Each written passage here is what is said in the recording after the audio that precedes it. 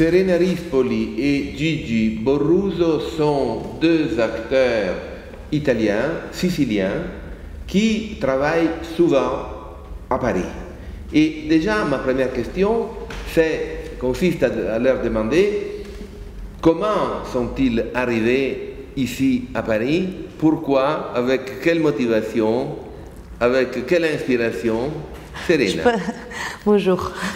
Je pense que je peux commencer parce que c'est moi en fait qui a commencé, je crois, qui a un peu traîné Gigi à Paris. Je vis à Paris depuis 1993, donc au mois de septembre, ça fait 20 ans. Je suis sicilienne, je suis de Palerme et j'ai fait des études à Bologne. Donc j'ai commencé à remonter la péninsule à 20 ans. Et puis petit à petit, j'ai toujours été fascinée par la France. Je sais pas, parce que par mes études et parce que Paris, c'est quand même une ville importante pour le théâtre. Historiquement, c'est une ville qui a une histoire dense du théâtre. Donc je suis venue pour rester un an. Je suis venue à un moment donné, à 27 ans, je me suis dit j'ai envie de les voir un peu comment on vit, suivre des cours de théâtre. Et en fait, depuis, j'y suis restée. Donc vous vous êtes, pour ainsi dire, enlisée. Un petit peu, un petit peu, non, mais heureusement enlisée. Après, j'ai toujours repoussé tous les ans. Je me disais bon, je reste encore un an, je vais voir ce qui se passe.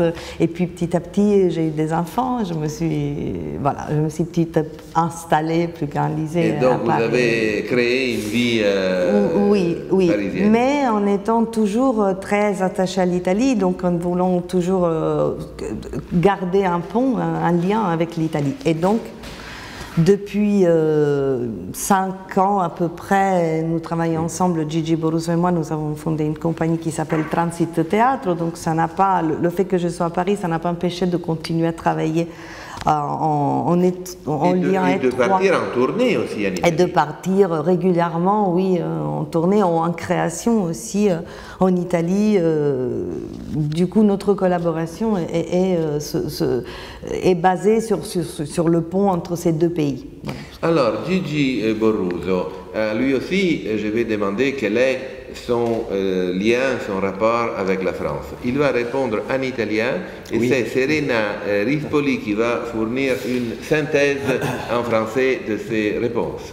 Ma per me naturalmente venire in Francia, a Parigi in modo particolare, è stato appunto legato alla collaborazione con Serena, che è nata su progetti in Italia, e pian piano ho scoperto naturalmente la scena anche francese e la cultura diciamo che in questo momento si agita e cresce in questa città. Ovviamente la Francia è diciamo, i due paesi sono due punti di riferimento diciamo, reciproci, no? Cioè la Francia per me, soprattutto la mia formazione, significa moltissimo tutto il teatro dell'avanguardia del Novecento, in modo particolare, diciamo che mi ha formato moltissimo.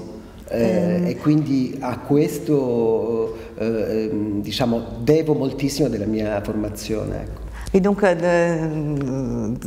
qui l'a amené effectivement à venir travailler de façon plus régulière en France, c'est la collaboration avec moi qui est née, je vous dis, il y a à peu près 5 ans, sur un projet qui était né en Italie. Mais la France aussi, donc petit à petit, en venant de plus en plus régulièrement, il a découvert la culture et puis il a évidemment rencontré le pays, donc il a mieux connu la culture française. Et lui aussi, comme moi, il avait quand même un lien culturel avec la France, parce que l'Italie et la France, c'est 2 points de repère essentiels pour les gens qui aiment le théâtre, parce que tout ce qui s'est passé en France dans le siècle dernier est pour nous incontournable au niveau de l'expérience des avant-gardes, auxquelles Gigi, ils se sont très liés aussi professionnellement comme source d'inspiration. Donc pour nous, c'est un peu une évidence, celle de travailler en France. Gigi Borruso, quel est votre lien avec la tradition théâtrale italienne? Et notamment en Sicile, il y a eu un géant comme Luigi Pirandello qui est représenté dans le monde entier.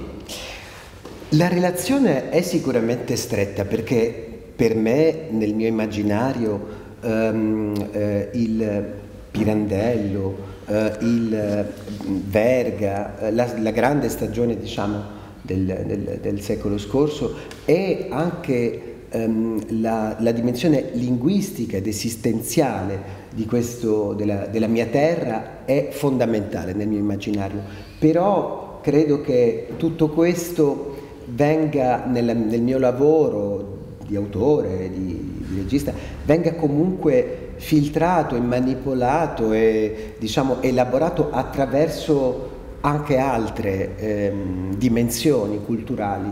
Io per molto tempo, per esempio, ho lavorato proprio su autori della cultura europea e ho riscoperto alcune cose, per esempio alcune qualità, diciamo, della mia terra di origine, quasi di ritorno, quasi di, come dire, un po' dopo, ecco, nel mio percorso. Però è indubbio che elementi, diciamo, della letteratura, della tradizione, anche della tradizione popolare nel mio lavoro sono presenti et vengono rielaborati in chiave contemporanea. Ecco. Indéniablement, le Pirandello, bien sûr, qui est une référence aussi, elle, incontournable, mais aussi mondialement connue, mais aussi des éléments de la culture sicilienne, de sa langue, de ses traditions, sont des éléments qui sont absolument présents et qui nourrissent le travail de Gigi Borruso. Et même si il a puisé, justement, comme je vous disais avant, aussi dans des auteurs ou dans des inspirations qui sont plus européennes, justement les avant-gardes historiques, donc notamment en France ou ailleurs en Europe. Donc il disait, et en ça je peux m'associer, qu'il a découvert des choses de notre culture, de notre pays, aussi bien des traditions, de la langue, presque de retour, c'est-à-dire en faisant... à travers le filtre, presque à travers un filtre de lecture des lectures étrangères. Et ça, je peux le dire, c'est un peu la même chose pour moi, qui a commencé des fois, par exemple, moi je chante, je fais du chant traditionnel, j'ai commencé plus à chanter du chant traditionnel du monde, je peux chanter du chant japonais ou coréen ou des pays de l'Est, avant de me rapprocher de ma culture et donc d'avoir un répertoire de musique traditionnelle sicilienne. Donc, voilà. Guarda, il primo testo che ho messo in scena era di Vitrak i testi che scrivo oggi sono invece spesso si riportano invece alla realtà quotidiana del mondo siciliano. Quindi come dire, i percorsi sono a volte strani e per fortuna sono anche non a senso unico, diciamo, io rispetto alla tradizione ho un grande amore anche alla grande tradizione italiana, alla tradizione della commedia dell'arte, alla tradizione dei grandi autori del Settecento e dell'Ottocento, ho un grande debito, ma il mio lavoro consiste nel rielaborare nella contemporaneità tutto questo. Il disait que donc paradoxalement, sa première mise en scène, c'était un texte de Roger Vitrak, d'un auteur français. C'est, je pense, Les enfants au pouvoir, Victor ou Les enfants au pouvoir. Et puis aujourd'hui, il est plus dans sa création et en tant qu'auteur, plus influencé sûrement par l'actualité, en tout cas par des éléments de la culture sicilienne. Donc ce qui est bien dans ces parcours artistiques, c'est qu'ils sont toujours à double sens. Il y a des allées de retour et c'est ça qui en fait la richesse quelque part. Voilà. J'ai connu Serena Rispoli en tant que chanteuse, pas en tant qu'actrice. Et je me souviens qu'elle m'avait parlé de son rapport avec Dario Fo et son école. Elle présentait à l'époque des chansons de Rosa Ballistreri, une grande chanteuse populaire sicilienne ayant fait des tournées dans le monde entier. disparu, hélas, depuis plusieurs années, mais qui a représenté une référence très importante, non seulement au niveau italien, mais justement dans tous les continents. Voilà, donc ce travail de chanteuse, oui. vous le poursuivez? Oui, absolument, je le poursuis. C'est quelque chose qui nourrit énormément mon travail de comédienne aussi, donc je me sens... J'ai mis du temps à me sentir chanteuse parce que je suis de formation comédienne, donc j'ai fait du théâtre, je fais des études de théâtre et je suis arrivée au chant un tout petit peu plus tard. Mais ça fait quand même 20 ans donc, que j'en fais et c'est quelque chose que maintenant je ne peux pas dissocier de mon activité de comédienne. C'est que quelque part c'est le même travail, c'est un côté du même travail. Et le spectacle auquel vous faites référence, c'était Rosa Rosa. C'était un spectacle qui pour moi était très important parce que ça a été justement mon expérience, une façon de me rapprocher avec ma culture. J'avais chanté souvent des chants du monde, même des pays les plus lointains, et c'était d'ailleurs étonnant de voir comme certaines choses reviennent dans les traditions musicales très différentes. Dans la tradition arabe ou dans les pays de l'Est, on retrouve souvent des éléments qui se rassemblent. Et en même temps, et c'était la première fois avec Rosa Rosa que j'abordais mon répertoire traditionnel. Donc je redécouvrais des chansons que j'avais connues quand j'étais petite, quand j'étais enfant, mais que je n'avais jamais chantées. Donc c'était pour moi, c'était une étape importante. Ça fait déjà 7 ans, 7-8 ans que je... Gigi Borruso est un auteur, non seulement un acteur, mais aussi un auteur de pièces théâtrales. Et notamment, j'ai eu le plaisir d'assister à cette pièce qui s'intitule Luigi che sempre ti pensa, avec une petite erreur volontaire, ti pensa au lieu de ti pensa. Oui. Et c'est une pièce qui reconstitue le parcours d'un immigrant sicilien dans l'Allemagne des années 50. Donc cette pièce a été représentée et à Paris et en Italie avec un grand succès. Quels sont les sujets et les modalités fondamentali de votre création théâtrale? Ma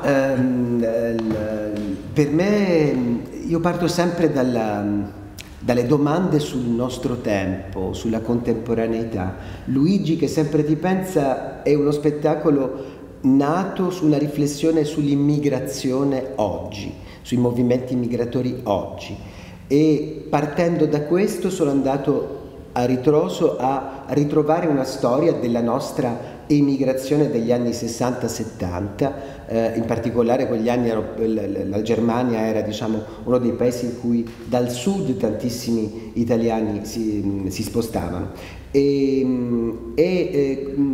le domande del mio Luigi, le domande, le ansie sono in fondo le stesse dei migranti del nostro tempo. Le questioni sociali poste nei paesi di accoglienza sono le medesime, oggi probabilmente con una drammaticità spesso più grande, più forte, però forse a questo punto magari mi aiuti a tradurre. Il part toujours dans son travail de questions en relation avec notre temps, questions qui surgissent dans notre temps, dans notre époque, dans l'époque contemporaine.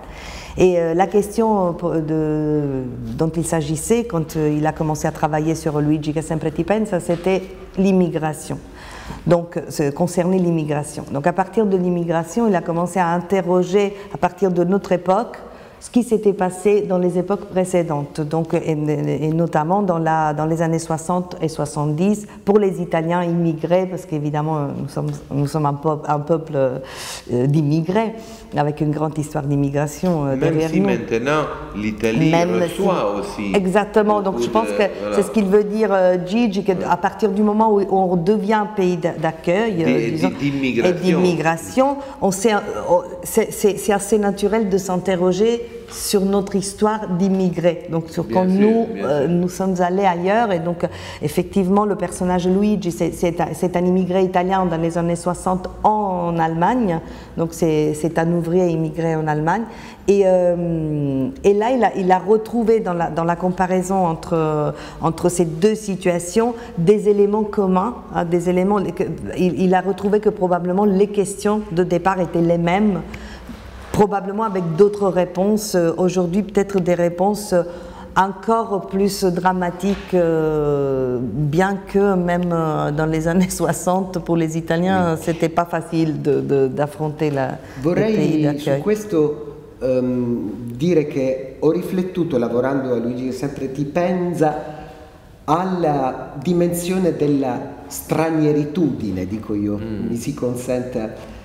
Il mio Luigi ha una soluzione, diciamo, cioè fa di questo essere uno straniero alla fin fine del suo percorso, lo trasforma in un valore.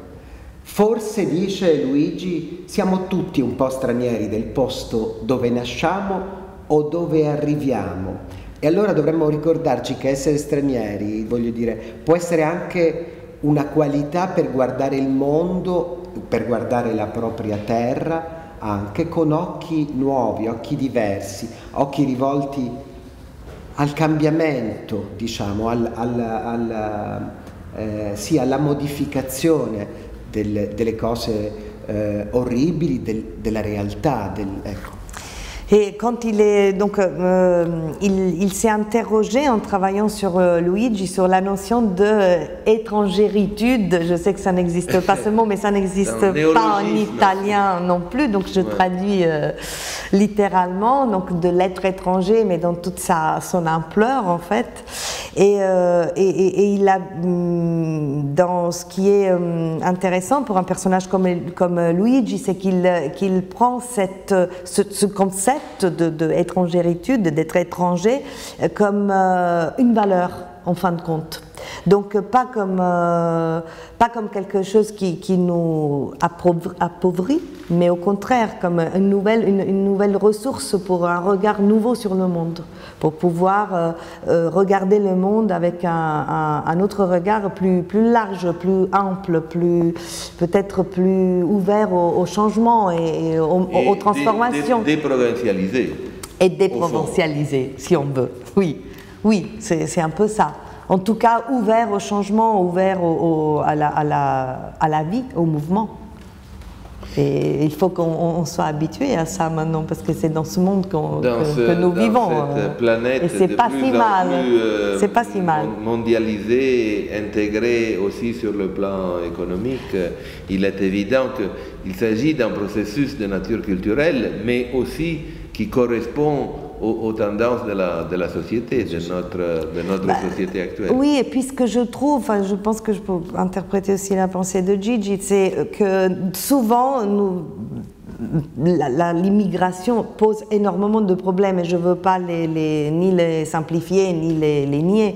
Mais il y a aussi un côté de ce mouvement sur la planète. Au fond, on habite tous sur une planète, et comme Gigi Luigi il dit, on est tous un peu étrangers de lieu où on vit, où on est. Donc c'est vrai, nous sommes. Qu'est-ce que ça veut dire naître dans un lieu ou être étranger dans un lieu? C'est intéressant. C'est pas si donné de donner cette réponse, non?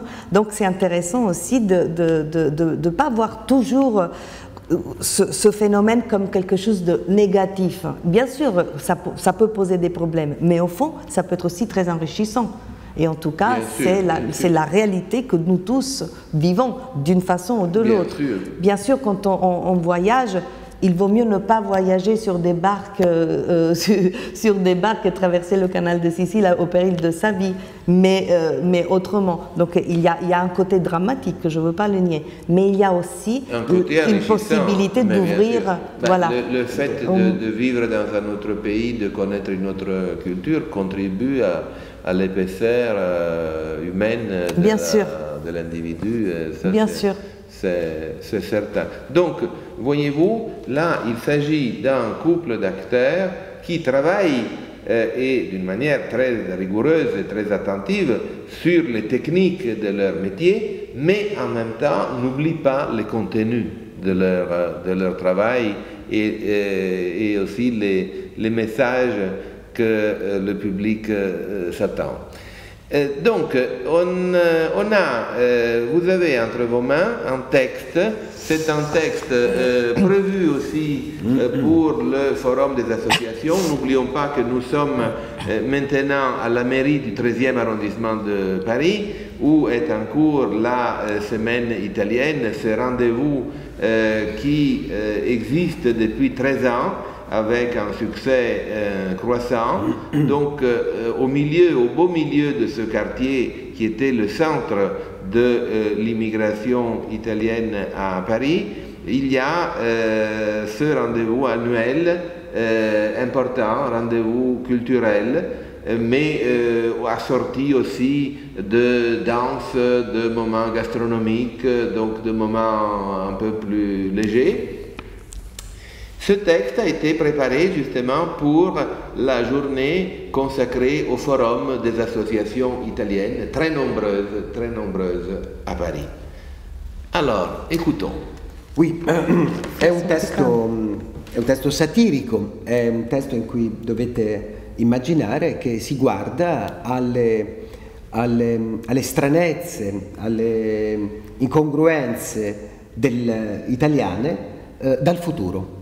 Immaginiamo di essere nel 2043 e che l'unica rivista di informazione in quell'epoca sopravvissuta sia La Settimana Enigmatica, nous la chiamiamo.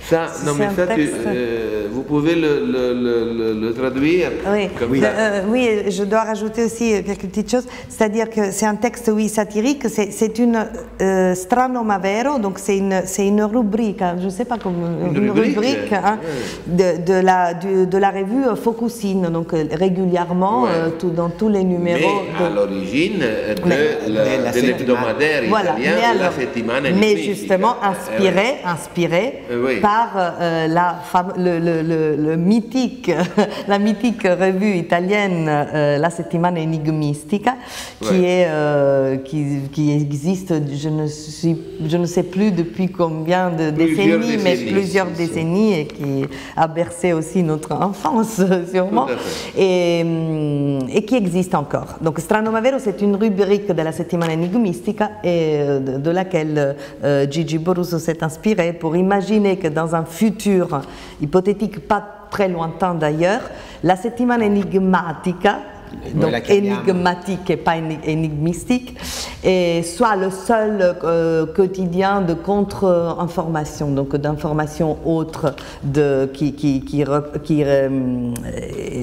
raconte les faits politiques. Donc c'est un texte satirique qui raconte notre époque bien sûr en langue italienne et il est dédié donc aux visiteurs de notre site qui comprennent mieux l'italien. Écoutons.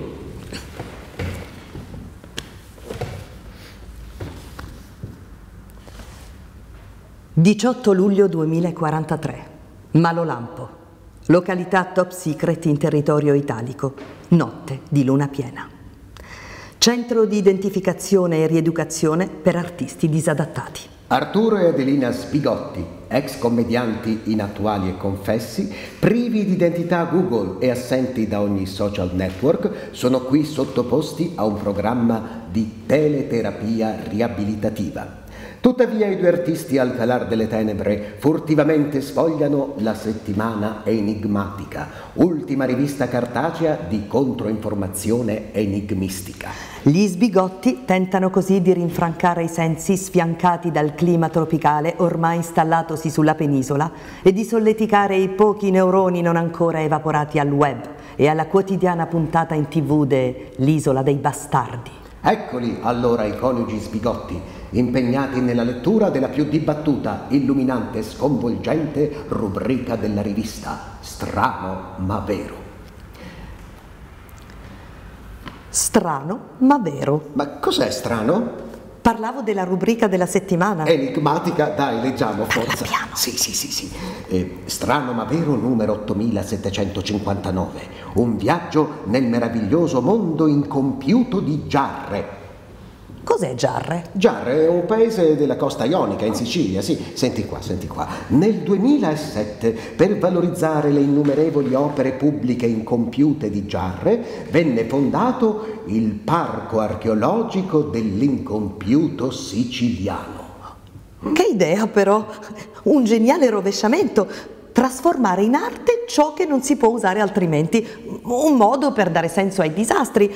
Una specie di riciclaggio. Sì. Riciclaggio di denaro pubblico, però. Non sai guardare oltre. Va bene, d'accordo, vabbè, continuiamo a leggere, guarda. Dunque, la ridente cittadina all'ombra dell'Etna poteva infatti vantare il primato di opere incompiute in rapporto alla densità degli abitanti, 25.000 circa, e a tal uopo istituì anche un assessorato alle incompiute. Ecco qui, guarda, c'è l'elenco delle opere. Dunque, un campo da polo per 20.000 spettatori iniziato nel 1985. Un campo da polo?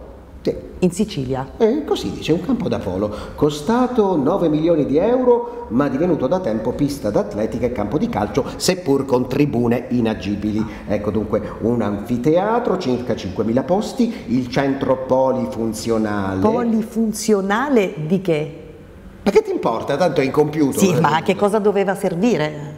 A colare cemento, ecco a che cosa doveva servire. Guarda, una piscina olimpionica coperta di metri 49 per 25, rimasta incompiuta per il fallimento dell'impresa costruttrice. Fallita in ogni caso come piscina olimpionica. Perché? Perché?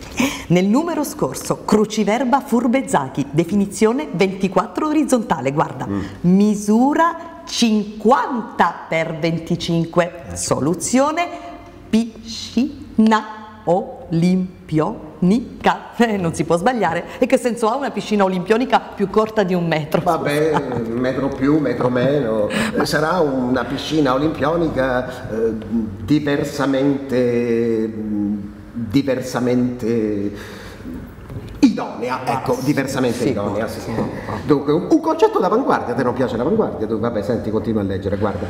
Dunque, una casa di cura per anziani, unica opera compiuta perché abbandonata, perché non si sapeva da chi doveva essere gestita. Un'area verde con pista di automodellismo, la Bambinopoli, un parcheggio multipiano per 200 auto costruito sul torrente. Non ho capito, scusa, una Bambinopoli multipiano? Ma no, un parcheggio multipiano costruito sul torrente con un multipiano di evacuazione in caso di inondazione.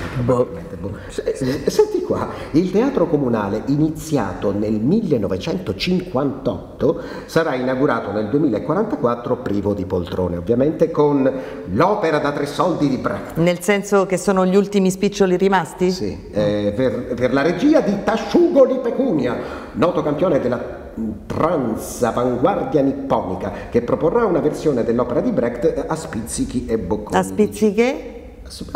Spizzichi e bocconi, cioè un atto oggi, un atto fra 3 anni, non lo so.